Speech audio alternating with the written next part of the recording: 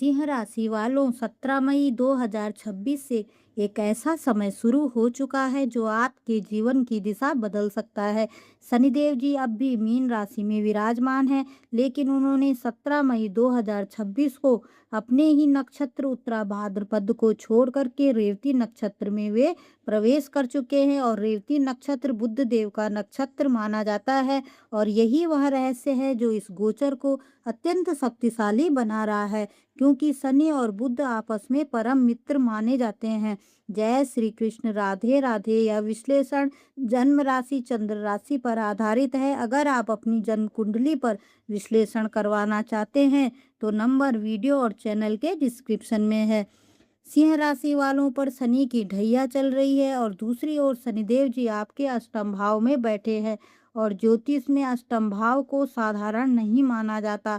यह भाव अचानक घटनाओं का, गुप्त धन का, जीवन के बड़े परिवर्तन का, शोध, रहस्य, अध्यात्म, गूढ़ विद्या, गहरी मानसिक शक्ति और पुनर्जन्म जैसी परिस्थितियों का भाव होता है। अष्टम भाव को आयु भाव भी कहा जाता है। यह भाव जीवन के उन रहस्यों को उजागर करता है जिन्हें सामान्य आंखें नहीं देख पाती। यही वह स्थान है जहाँ इंसान भीतर से टूटकर फिर पहले से अधिक शक्तिशाली बनता है।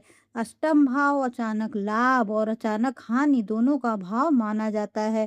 इसलिए इस समय आपके जीवन में ऐसी घटनाएं हो सकती हैं जिनकी आपने कल्पना भी नहीं की होगी। यह भाव रिसर्च, ज्योतिष, तंत्र मंत्र, योग, गूढ़ विज्ञान, अध्यात्म और गहन अध्ययन का भाव भी होता है। इसलिए जिन लोगों का संबंध इन क्षेत्रों से है उनके लिए यह समय वरदान की तरह सिद्ध हो सकता है। अष्टम भाव का शनि व्यक्ति को बहुत गहराई से सोचने वाला बनाता है। अब आप किसी भी व्यक्ति या परिस्थिति को सतही रूप से नहीं देखेंगे बल्कि उसकी गहराई तक जाने की कोशिश करेंगे।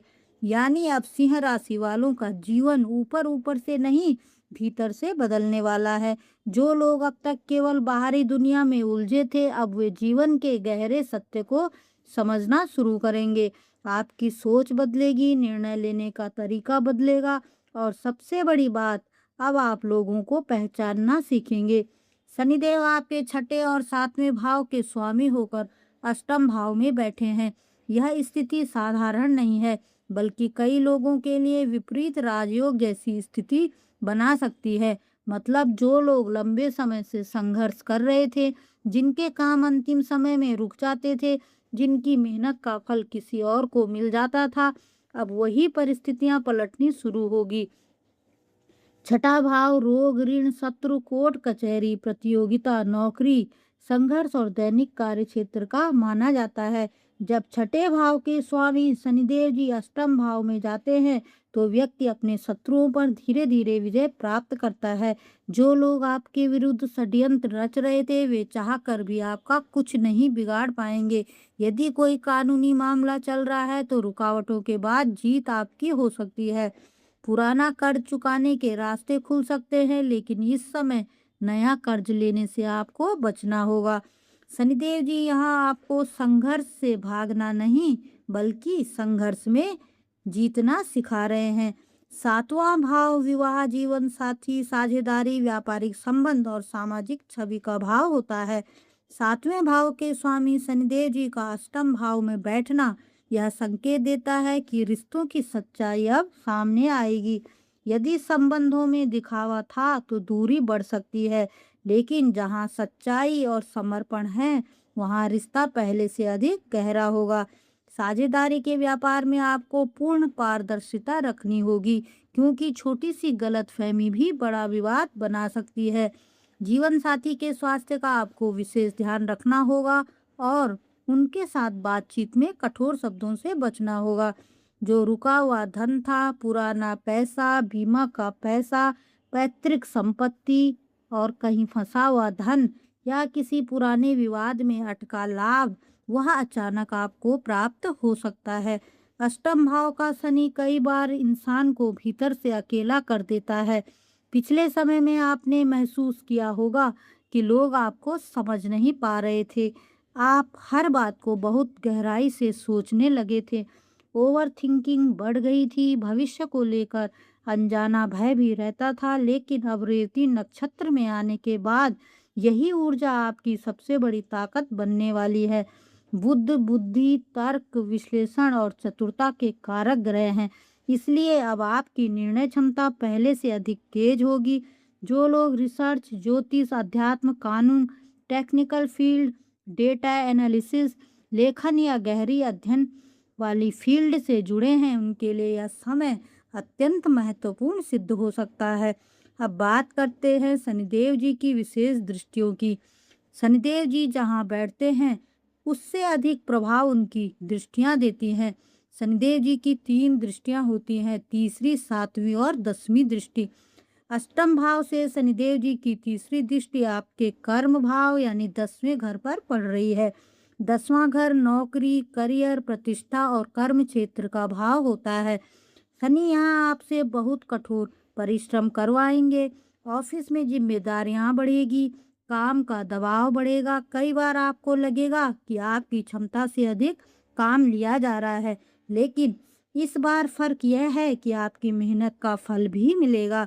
शनि की तीसरी दृष्टि कर्म को स्थायी बनाती है, इसलिए इस समय जो मेहनत आप करेंगे उसका लाभ लंबे समय तक मिलेगा। अचानक नौकरी में परिवर्तन, ट्रांसफर या नई जिम्मेदारी मिलने के योग भी बन रहे हैं। जो लोग धैर्य के साथ मेहनत करेंगे, उन्हें करियर में स्थिरता और सम्मान दोनों प्राप्त होंगे। अब तक जो लोग आपको नज़रअंदाज कर रहे थे, वही लोग आपकी क्षमता को स्वीकार करेंगे।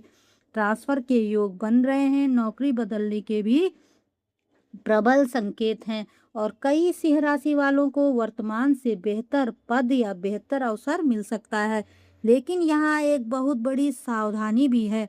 सिंह राशि सूर्य की राशि है और सूर्य आत्मसम्मान, अहंकार और नेतृत्व का प्रतीक है, इसलिए कार्यस्थल पर बॉस, वरिष्ठ अधिकारी या जूनियर सहकर्मियों के साथ बहस से बचना होगा।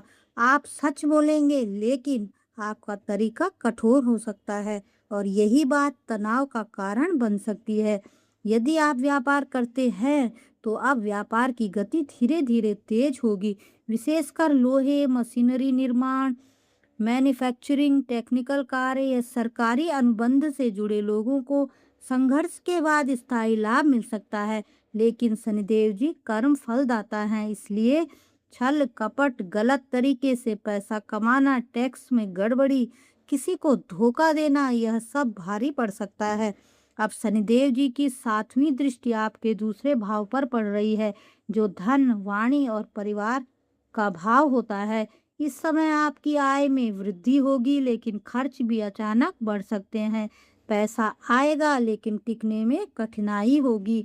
घर, स्वास्थ्य, वाहन या परिवार पर अचानक खर्च बढ़ सकता है।